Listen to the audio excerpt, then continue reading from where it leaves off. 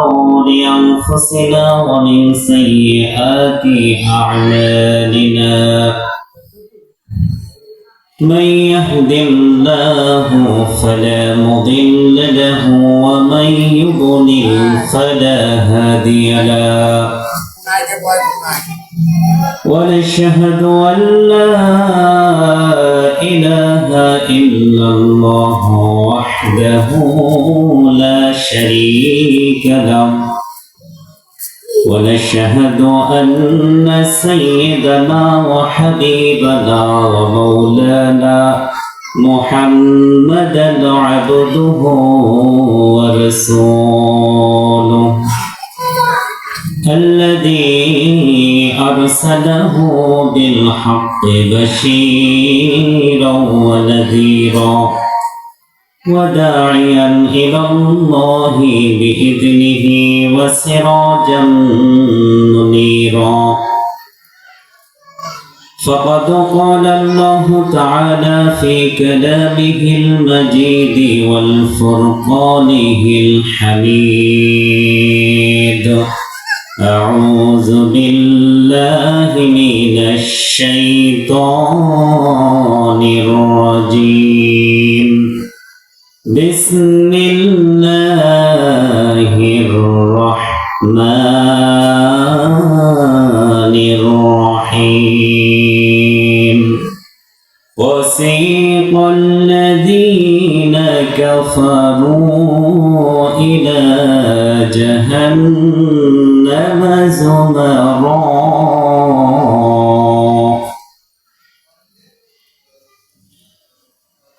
حتى إذا جاءوها فتحت أبوابها وقال لهم خزنتها ألم يأتكم رسل منكم يتلون عليكم آيات ربكم وينذرونكم لقاء يومكم هذا قالوا بلى ولكن حقت كلمة العذاب على الكافرين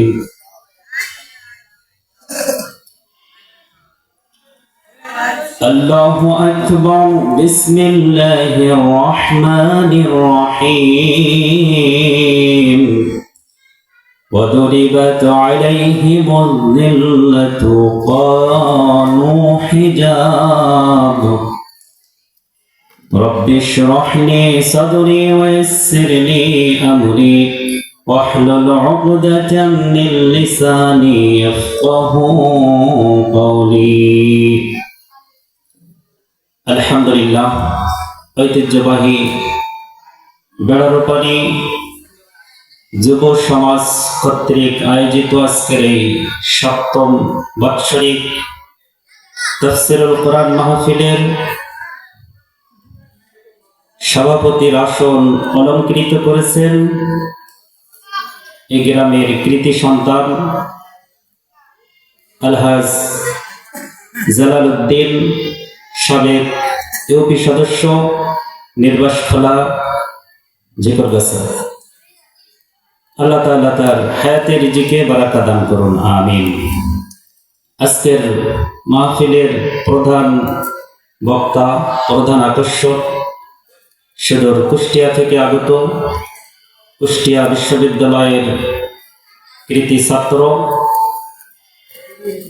কারি হাফিজ মাওলানা মুতাসিম বিল্লাহ। দ্বিতীয় বক্তা এই গ্রামের গর্ব, অহংকার, আলেমে দ্বীন হাফেজ রবিউল ইসলাম। মাহফিলের পরিচালনাকারী বিশিষ্ট ব্যবসায়ী শহীদুল ইসলাম ভাই, মাহফিলের সার্বিক তত্ত্বাবধানে সাংবাদিক মহসিন আলম ভাই ও বিশিষ্ট ব্যবসায়ী হারুন মিয়া। আমরা সবাই কোরআনের তাফসীর মাহফিল থেকে আল্লাহর দরবারে শুকরিয়া আদায় করি। আমার সামনে উপবিষ্ট মুরব্বিয়ানে কেরাম, পর্দার অন্তরালে অবস্থানরত সম্মানিত আমার মা ও বোনেরা, সমস্বরে আওয়াজ উঁচু করে হৃদয়ের স্পন্দন থেকে আমরা ওই মহান মালিকের দরবারে শুকরিয়া জ্ঞাপন করি যে রব্বুল আলামিন আমাদের জীবনের মালিক, যে রব্বুল আলামিন আমাদের মরণের মালিক, যে রবের হুকুম পালন করেছে পৃথিবীতে অগণিত অসংখ্য মানুষ। রবের বিধানকে কার্যকর করতে যে ওই রবের জন্যই তাজা প্রাণ ঢেলে দিয়েছে জমিনে অবস্থানরত অনেক বান্দা, অসংখ্য বান্দা, সাহাবায়ে কেরাম, নবী রাসূলগণ, লক্ষাধিক নবী রাসূলগণ যে রবের দিকে মানুষদেরকে আহ্বান করেছেন, সেই রবের প্রতি আমরা সবাই সমস্বরে আওয়াজ উঁচু করে শুকরিয়া জ্ঞাপন করি। সবাই পড়ি আলহামদুলিল্লাহ। সাথে সাথে লাখ কোটি বার দুরূদ ও সালাম বর্ষিত হোক সাইয়্যিদুল মুরসালিন আশরাফুল আম্বিয়া, সব নবীদের নবী, সবার উপরে যিনি, যার সম্মান সুউচ্চ, যার স্মরণ সারা পৃথিবী ব্যাপী, সারা আসমান ব্যাপী, সেই নবীর প্রতি আমরা সবাই মহাব্বতের সাথে দুরূদ প্রেরণ করি। সবাই বলি সাল্লাল্লাহু আলাইহি ওয়াসাল্লাম। অল্প সময় কোরআনের তাফসীর মাহফিল, কোরআন থেকে অল্প সময় তাফসীর করব ইনশাআল্লাহ। যারা এখানে সেখানে ঘোরাফেরা করছেন, আমাদের শেষ অধিবেশন শুরু হয়ে গেছে। আপনারা আর বিলম্ব না করে কোরআনের মহাব্বতে কোরআনের ময়দানে এসে বসে যান। আল্লাহ আমাদের সকলকে এই কোরআন থেকে হিদায়াত প্রাপ্ত হওয়ার তৌফিক দান করুন, আমিন। এই কোরআন অগণিত মানুষকে আল্লাহ এই কোরআনের মাধ্যমে হিদায়াত দিয়েছেন, ঠিক না? সঠিক পথ পেয়েছে মানুষ এই কোরআন থেকে। এই জমিনে আর নবী রাসূল নাই, নবী রাসূল শূন্য, ১৫০০ বছর পর্যন্ত শূন্য। তারপরেও কোরআনের অনুসারী আছে না নাই? এই কোরআন মানুষদেরকে হিদায়াত দিতে পারে। ইদিল্লু বিহি কাসীরান ওয়া ইয়াহদি বিহি কাসীরান। আমি এই কোরআন দ্বারা অগণিত অসংখ্য মানুষকে হিদায়াত যেমন ভাবে দিয়েছি, আবার এই কোরআন দ্বারা অগণিত অসংখ্য মানুষকে আবার আমি পথভ্রষ্ট করেছি। তাহলে কোরআন হিদায়াতের যেমন মাধ্যম, এই কোরআন আবার পথভ্রষ্ট হওয়ারও মাধ্যম, ঠিক না? কোরআনকে যারা অনুসরণ করে, কোরআনকে যারা মেনে চলে, এই কোরআন তাদেরকে হিদায়াত দেয়, সঠিক পথের দিশা দেখায়। আর কোরআনকে যারা অবমাননা করে, অহংকার বশত কোরআনের বিধানকে পদদলিত করতে চায়, তারাই মূলত সঠিক পথ থেকে বিচ্যুত হয়ে পথভ্রষ্ট হয়ে যায়, ঠিক না? এজন্য আমরা কোরআনের মহাব্বতে এখানে বসে যাব এই উদ্দেশ্যে, এই নিয়তে যে কোরআনের মাধ্যমে আমরা হিদায়াত প্রাপ্ত হব।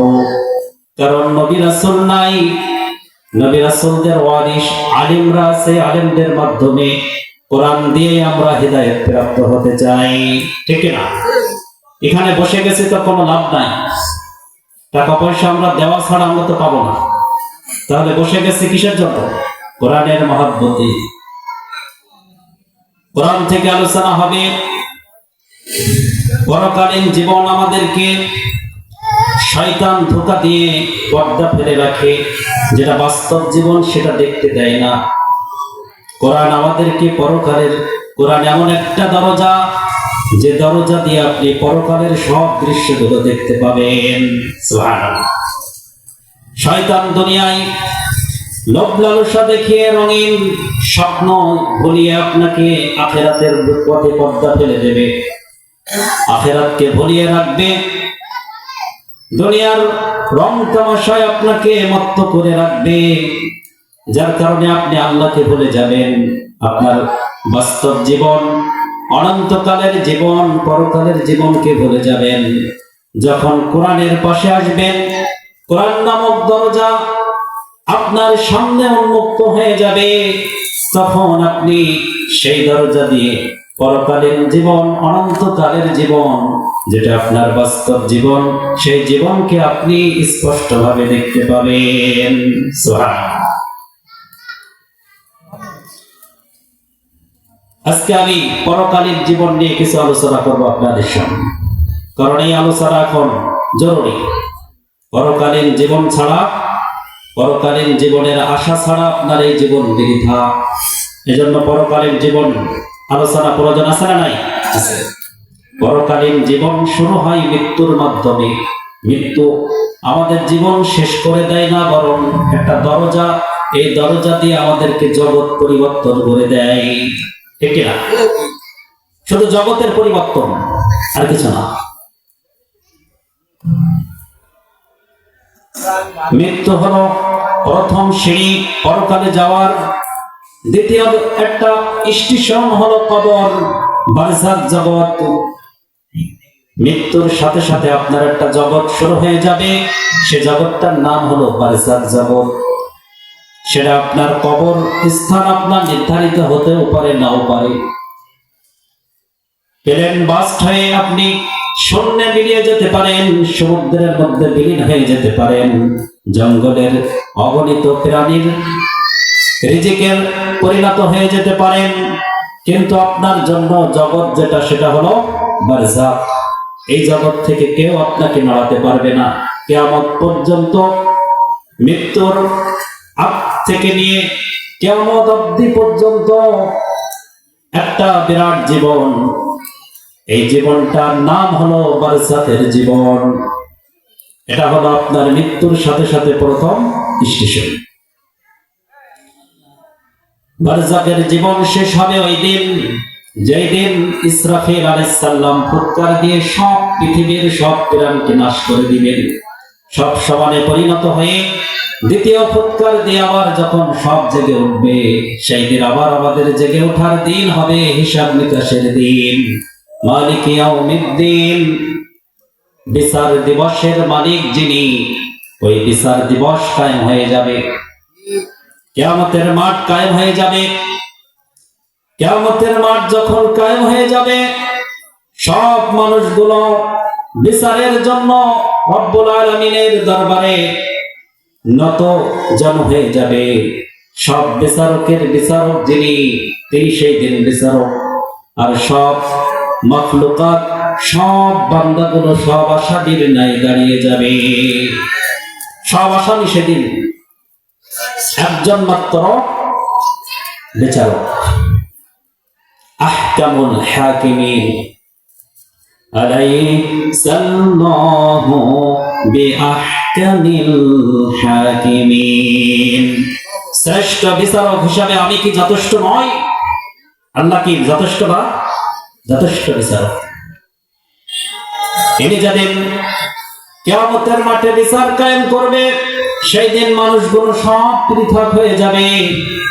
এখন যেমন সব মানুষগুলো এক জায়গায় বসে গেছি, সবার আমল সমান নয়, কিন্তু এক স্থানে বসতে পারি, এক বাজারে বাজার করতে পারি, এক কর্মে সবাই জড়িত হয়ে যেতে পারি, এক বিছানায় সবাই বসে যেতে পারি। কিন্তু কিয়ামতের মাঠে এক হাড়ির ভাত খাওয়া মানুষগুলো দেখা যাবে এক স্থানে নাই। এক হাড়ির ভাত খেয়ে বড় হয়েছে, কিন্তু কিয়ামতের মাঠে তারা পৃথক হয়ে গেছে, এক জায়গায় নেই, তাদের মধ্যে অন্তরাল হয়ে গেছে। فَصُرِفَ بَيْنَهُمْ بِسُورٍ لَهُ بَابٌ। সূরা হাদীদের মধ্যে একটা মুনাফিকদের ব্যাপারে কঠোর একটা আয়াত আছে। জান্নাতীরা যখন আর কিয়ামতের মাঠে সফলকাম তারা হবে যারা ফাহুয়া ফি ঈশাতির রাদিয়া, তারা সম্মানজনক জীবন পাবে, যাদের পাল্লা সেই দিন ভারী হবে। কিসের পাল্লা? নেকির পাল্লা যেদিন ভারী হবে যার, ফাহুয়া ফি ঈশাতির রাদিয়া, সেই হবে সন্তুষ্টজনক জীবন প্রাপ্ত হবে, সেই আনন্দময় জীবনের অধিকারী হবে। সুবহানাল্লাহ। ওয়া আম্মা মান খাফফাত মাওয়াজিনুহু ফাউম্মুহু হাওিয়া। সূরা আল কারিয়া। যেদিন যার পাল্লাটা হালকা হয়ে যাবে, আমলের পাল্লা হালকা, গুনাহের পাল্লা ভারী, এমন বান্দার স্থান হয়ে যাবে হাওিয়া, জাহান্নামের অগ্নিকূপ, হাওিয়ার স্থানের অধিকারী সেই বান্দা হয়ে যাবে। কিয়ামতের মাঠে এই দৃশ্যটা সবচেয়ে কাঁদাবে সবাইকে। কতটা ভয়ানক যখন আপনার আমলনামা মাপা হবে। সবাই একটু ভেবে দেখো, এখন যদি আপনার আমলনামা মাপা হয়, তাহলে একটু চোখ বুজে চিন্তা করুন, গুনাহ বেশি না নেকি বেশি? নামাজ পড়ার জীবন বেশি না নামাজ কাজা করার জীবন বেশি? একটু ভেবে দেখুন। নিজে নিজেই মেপে ফেলতে পারবেন যে হালকা হবে না ভারী হবে। নিজেকে জবাব পাবো না? নিজের কিছু বিবেকের পাল্লায় মাপলে জবাব পাওয়া যায়। যখন মুমিন সেজে থাকা মানুষ দুনিয়ায় যারা ছিল, তারা মুমিনরা যখন জান্নাতের দিকে চলে যাবে, তখন মুমিনদের সাথে সাথে কিছু মুনাফিক দলরা চলে যাবে, যারা মুমিনদের সাথে মুমিন সেজেছিল উপরে উপরে। কোথায়? উপরে উপরে, কিন্তু ভিতরে ভিতরে যারা আল্লাহকে মানেনি প্রকৃতভাবে, এদের মাঝখানে আল্লাহ তাআলা গায়বী একটা বিশাল প্রাচীর তৈরি করে দিবেন। ফাতুরিবা বাইনাহুম বিসুরিন লাহু বাব বাতিনুহু ফীহির রাহমা ওয়া যাহিরুহু মিন ক্বাদলিহিল আযাব। একটা প্রাচীর সামনে দণ্ডায়মান হয়ে যাবে, ওই প্রাচীরের ভিতরে যারা থাকবে তারা হবে রহমত প্রাপ্ত, ভিতরে থাকবে রহমত, ওয়াজাহিরুহু মিন ক্বাবলিহিল আযাব, আর বাইরে যারা অবস্থান করবে তারা থাকবে আযাবের মধ্যে। দুনিয়ায় একসাথে চলেছে, কিন্তু কিয়ামতের মাঠে আর যেতে পারবে না, প্রাচীর পড়ে গেছে। তারা তখন ডাক দিয়ে বলবে, আমরা তো একসাথে বাজার ঘাট করতাম, একসাথে ব্যবসা বাণিজ্য করতাম, এক মাঠে চাষ করতাম, একই খাদ্য খাইতাম, একই বাজার করতাম, কিন্তু আজকের তোমরা প্রাচীরের ওপারে কেন, আর আজকের প্রাচীরের বাইরে কেন আমরা পড়ে গেলাম? প্রশ্ন করবে মনে। সেদিন জবাব দিবেন কে? আল্লাহ এবং ফেরেশতারা জবাব দিবেন। ফেরেশতারা জবাব দিয়ে বলবেন যে তোমরা একই বাজার করতে ঠিক, কিন্তু তোমরা রবকে মানতে না, ভুলে গিয়েছিলে। তোমরা ইসলাম নামক জীবন বিধান তোমাদের মাঝে ছিল, হালাল হারামের বিধান তোমাদের মাঝে ছিল, কিন্তু তোমরা মানতে না। অহংকার করে সব বিধানকে পদদলিত করতে চেয়েছিলে, এজন্য আজকের তোমাদের জন্য এই লাঞ্ছনা। তোমরা একসাথে চলতে চাইলেও আজকে আর একসাথে থাকতে দেওয়া হবে না, পৃথক হয়ে যাও। তোমাদের আমল ওদের আমল পার্থক্য ছিল। ওরাও দুনিয়ার কাজ করত, তোমরাও দুনিয়ার কাজ করতে, কিন্তু দুনিয়ার কাজের এক ফাঁকে রবের ডাক যখন এসে যেত, তারা তখন রবের ঘরে উপস্থিত হয়ে যেত। তোমাদের পাওয়া যায়। শীতের দিনে যারা প্রাচীরের রহমতের মধ্যে পড়ে আছে, তারা দেখো চিন্তা করে, তারা প্রকাণ্ড শীতের মধ্যেও ফজরে তাদের মুসল্লার ঘরে দেখা পাওয়া যেত। তোমরা তো আরামে লেপের ভিতরে ঘুমিয়ে থাকতে, সেই দৃশ্যের কথা ভেবে দেখো, রবকে ভুলে গিয়েছে। অতএব আজকে পার্টিশন করে গেছে, উপায় নেই, এটা অতিক্রম করার অধিকার তোমাদের নেই। ওদেরকে ডাক দিয়ে বলবে যে ভাই আমাদেরকে একটু সাথে নাও। তারা বলবে সাথে নেওয়ার তাদের আলো আলো উজ্জ্বল থাকবে, এরা অন্ধকারে পড়ে যাবে, দেখতে পাবে না, আলো নেই। মুমিনদের হাদিসে আসছে মুমিনদের ওজোর স্থানগুলো পরকালে যে রড লাইটের মতো নূর তাদের ওজোর স্থান থেকে চমকাতে থাকবে। সুবহানাল্লাহ। তারা সেই আলো দিয়ে পার হবে, এরা অন্ধকারে পড়ে যাবে। তারা ডাক দিয়ে বলবে ভাই আমাদের একটু আলো দাও। তারা তখন তাদেরকে লজ্জা দিয়ে বলবে যে তোমরা পিছনে ফিরে যাও, আলো নিয়ে আসো। আমরা এই আলো এখান থেকে নেই, এই আলো আমরা পিছন থেকে নিয়ে এসেছি। অর্থাৎ কোথা থেকে? দুনিয়া থেকে। দুনিয়া থেকে নিয়ে এসেছে এই আলো। তোমরা আবার ফিরে যাও, ফিরে যেয়ে আলো অর্জন করে তারপরে এখানে এসে আলো পাবে, নিয়ে এসে। কিন্তু দুনিয়ায় ফেরার কি আর সুযোগ হবে? আর সুযোগ হবে না। তার মানে এই কথাটা হলো তাদের জন্য অপমান করা, যে ফিরে যাও কিন্তু যাওয়ার সুযোগ তো নাই, এটা অপমান।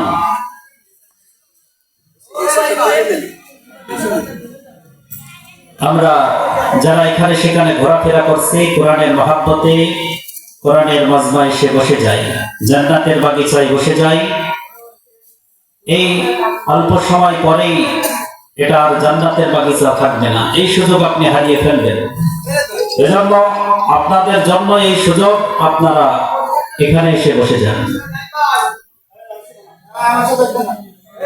এরপর যখন জান্নাতীরা জান্নাতের দিকে দৌড়ায় যাবে, জান্নাতে অবস্থান করবে, জান্নাতের দিকে তারা চলে যাবে, আরে জাহান্নামীদের উপায় কি হবে? জাহান্নামীদের উপায় হবে, জাহান্নামীরা যখন যেতে চাইবে না, গড়িবসি করবে। জাহান্নামের দিকে কি যাবে কেউ? আগুন দেখে যাবে। তখন তাদের ব্যাপারে সূরা জুমারের ৭১ নম্বর আয়াতে আল্লাহ তাআলা বলেন, ওয়াসিকাল্লাযীনা কাফারু ইলা জাহান্নামা যুমারা।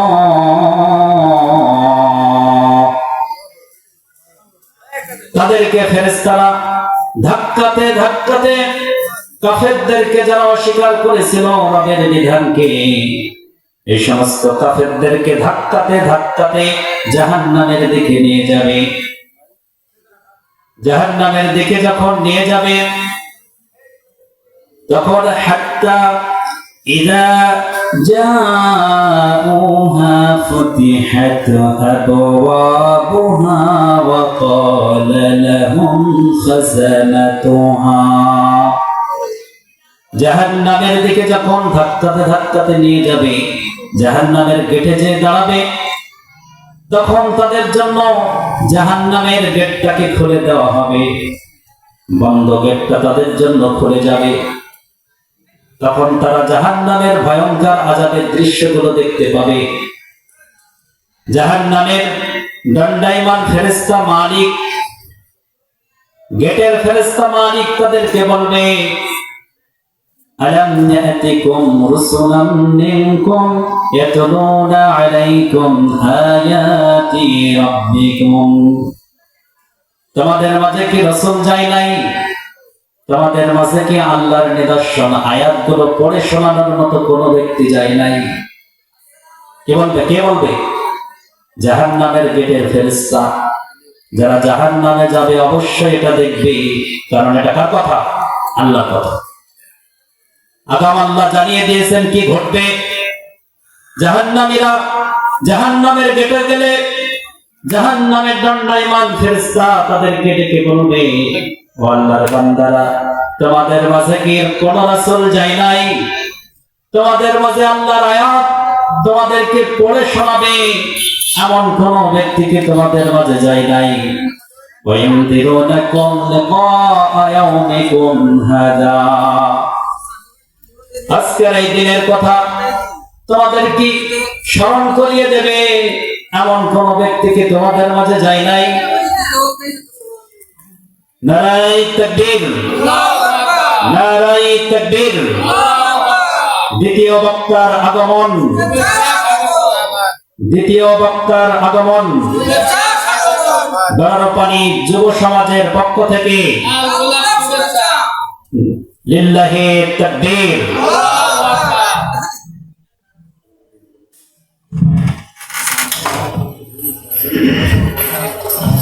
আলহামদুলিল্লাহ, আমাদের দ্বিতীয় মেহমান আমাদের মাঝে এসে গেছে। আপনারা জান্নাতের বাগিচায় এসে বসে যান, মূল্যবান কোরআন থেকে আলোচনা হবে ইনশাআল্লাহ।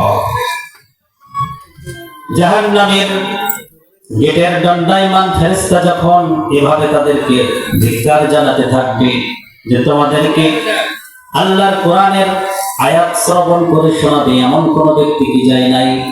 আজকের এই দিনের ভয়াবহতার বর্ণনা, এই বর্ণনা কি জীবনে কখনো শোনো নাই?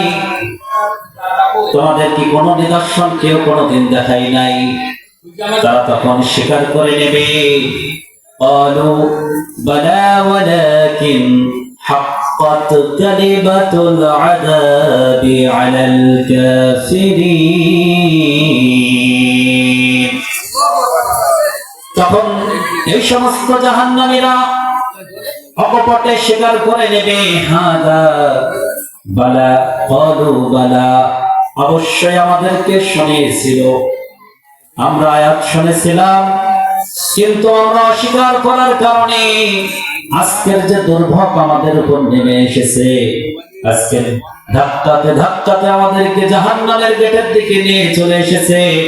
আজকের এটা আমাদের অধিকার, এটাই প্রাপ্য ছিল, কারণ আমরা আল্লাহর বিধানকে অস্বীকার করেছিলাম, আমরা কাফের ছিলাম, যার কারণে আজকে যেটা আমাদের করা হয়েছে এটা আমাদের হক, এটাই হক আমাদের, এটাই পাওনা হয়ে গেছে আমাদের। স্বীকার করবে কারা? জাহান্নামীরা। জাহান্নামীরা সেদিন স্বীকার করেই। জাহান্নামীরা যখন জাহান্নামে প্রবেশ করবে, ওদিকে জান্নাতীরা জান্নাতে প্রবেশ করবে। মাঝখানে আরেকটা পার্টিশনের কথা আজকে শোনাবো অল্প সময়ের মধ্যে। আমরা জানি কি, জাহান্নামীরা জাহান্নামে চলে যাবে আর জান্নাতীরা জান্নাতে চলে যাবে। এরপর মাঝখানে আরেক দল থাকবে, সেই দলটার নাম হলো আরব, আরববাসী, যাদের মিজানের পাল্লায় যখন নেকি মাপা হবে দেখা যাবে গুনাহ যতটা আছে নেকিও ততটা, গুনাহ যা নেকিও তা সমান। যাদের নেকি এমন বেশি যে নেকির কারণে জাহান্নামে তাদেরকে দেওয়া যাচ্ছে না, আবার গুনাহ এত বেশি যে গুনাহ নিয়ে তাদেরকে জান্নাতেও দেওয়া যাচ্ছে না, সমস্যা। আরববাসী নিয়ে তাফসীরে অনেক বিস্তারিত ঘটনা এসেছে, কিন্তু সময় অল্পর কারণে অল্প সময়ের মধ্যে বলছি। আরববাসীরা আরাফে যখন অবস্থান করবে তখন তাদের নেকি কি সমান সমান, জান্নাতীও হতে পারছে না জাহান্নামীও হতে পারছে না। তখন তারা ওখানে বসে থাকবে, একটা সুউচ্চ স্থান, যেখান থেকে জাহান্নামীদেরকেও দেখবে জান্নাতীদেরকেও চেয়ে চেয়ে দেখবে। যারা জাহান্নামের পথেরও আমল করেছে জান্নাতের পথেরও আমল করেছে, তাদের জন্য মহা মুসিবত। তারা দেখবে জান্নাতীরা যারা এক চেটিয়া ভাবে আমল করতো, আল্লাহকে মানত, তারা কত সুন্দর জান্নাতের মধ্যে ঘোরাফেরা করছে। আর যারা আল্লাহর বিধানকে অস্বীকার করে অহংকার বশতে জমিনে পদার্পণ করে চলত, তারা জাহান্নামের ভিতরে কিভাবে শাস্তি ভোগ করছে। তারা সেদিন রবের কাছে দোয়া করে বলবে, ক্বালু রব্বানা লা তাজআলনা মাআল কওমিল যালিমিন। তারা জাহান্নামীদের ভয়ঙ্কর চেহারা, ভয়ঙ্কর শাস্তি আর নীল চক্ষু বিশিষ্ট বিশাল ভয়ঙ্কর চেহারা দেখে তারা সেদিন বলবে, হে আমাদের প্রতিপালক, আমরা এখানেই থাকবো শিকার, কিন্তু ওই জালিমদের কাতারে, ওই জালিমদের দলে আমাদেরকে নিও না, জাহান্নামের মধ্যে ফেলো না। জান্নাতে যাওয়ার দোয়া চাইতে সাহস করে। পরিশেষে আল্লাহ তাদেরকে কি করবেন? তাদেরকে দয়া করে রহমত করে তাদেরকে জান্নাতে দিয়ে দিবেন। সুবহানাল্লাহ। কিন্তু দুর্ভাগ্য হাতে হয়েছে কি কারণে? গুনাহ ভারী হওয়ার কারণে। এজন্য আমরা আজকের এই মাহফিলের উদ্দেশ্য কি? যেন গুনাহ হালকা হয়, কি হয়, আর নেকি ভারী হয়। আরো একটা বিশেষ মাস সামনে, কি? রমাদান। এই রমাদান মাস সম্পর্কে মুজাদ্দে আল-ফিসানির একটা কথা বলে শেষ করে দিচ্ছি। মুজাদ্দে আল-ফিসানি বলেছেন, মহাসমুদ্রের মধ্যে 11 ফোঁটা পানি তুললে যা হয় এটা 11টা মাস, আর গোটা সমুদ্রটা হলো রমাদান মাস। সুবহানাল্লাহ। সাহাবী তাবাঈদের যুগে যে যত বেশি রমাদান পাইতেন তাদেরকে তত বেশি বুজুর্গ বলা হতো, কারণ তার ইবাদত তত বেশি। আমরা কি চাই না এই রমাদানে সবচেয়ে বড় বুজুর্গ হব? ইনশাআল্লাহ। এই রমাদানে আমাদের আমল সবচেয়ে বেশি হবে। এই রমাদানে জীবনের শ্রেষ্ঠ রমাদান বানাবো। আল্লাহ আমাদের তৌফিক দান করুন। আমিন। ওয়া আখিরু দাওয়াহুম আলহামদুলিল্লাহি রাব্বিল আলামিন। আসসালামু আলাইকুম ওয়া রাহমাতুল্লাহ।